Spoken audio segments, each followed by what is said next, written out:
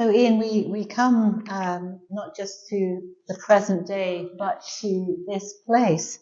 And I'd just like to quote from a book called Church Beyond Walls by Martin Poole, Creative Church in Public Spaces, which is something that even the Fife Presbytery Historic Churches Working Group is encouraging us all onward to think. And just at the back, there's a lovely line where Martin Poole says, "Church Beyond Walls tells inspiring, informative, and occasionally funny stories of how a group of people took Christian spirituality outside of their church buildings to engage a world increasingly uninterested in religion and faith."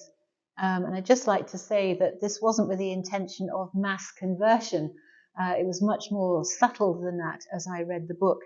But Ian, would you like to comment on that? And particularly why Ceres is special?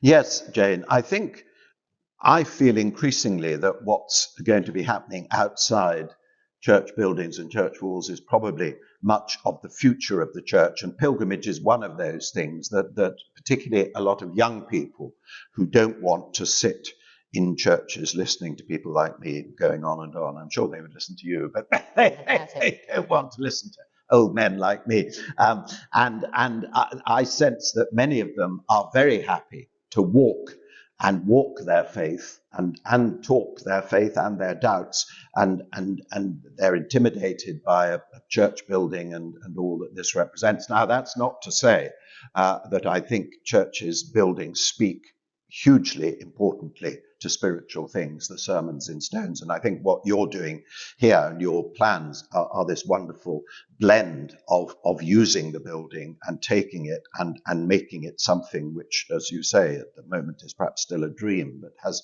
enormous significance. So I think we're looking increasingly to what's happening, and that means things like the Pilgrim Way, which you are, of course, wonderfully situated in here.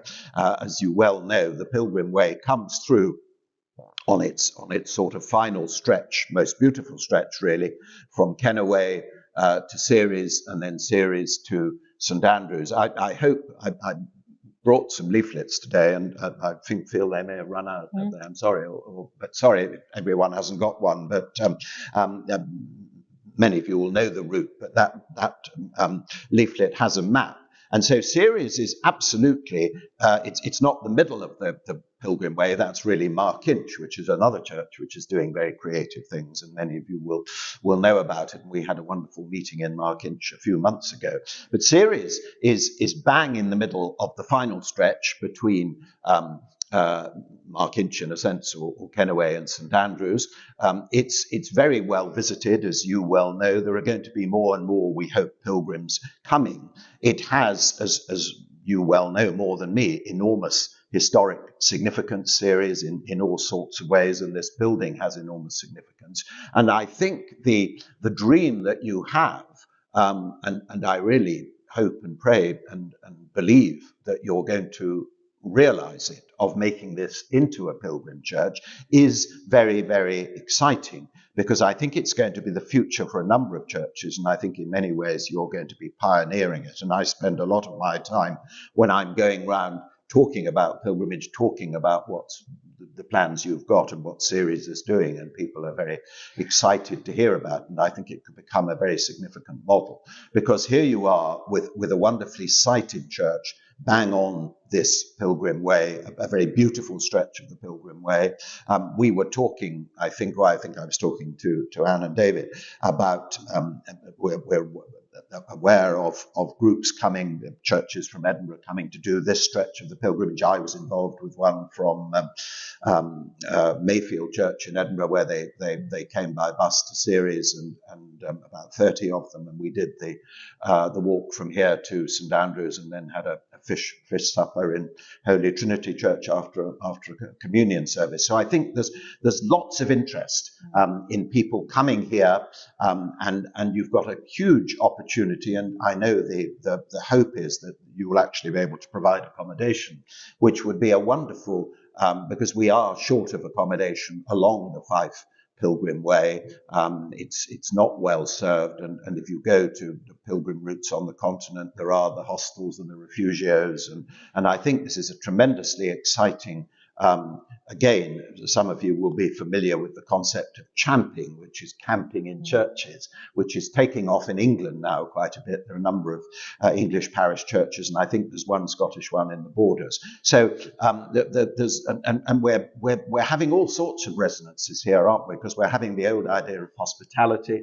The church is a place of hospitality. I always applaud the fact that you have this church open all the time. I was again saying to someone, I've been doing a lot of guardian duties in Holy Trinity Church this summer, and I mean, we don't keep it open. I think perhaps we should, but unless we have guardians, which is difficult to get. But, you know, this place is always open. It's a very important sign of the openness of the church, and as you rightly said, to everyone, the welcome. If there's hospitality, I think pilgrimage has so many opportunities. I mentioned the thin dividing line between tourism and pilgrimage, which was there in the Middle Ages, I think. I think would be difficult to say some of the people who came to St Andrews in the Middle Ages, were they pilgrims or were they tourists? But I think we have an enormous opportunity now in churches like this to help people who may think of themselves as tourists. They may come off a bus or out of the car. They come to a historic building with their camera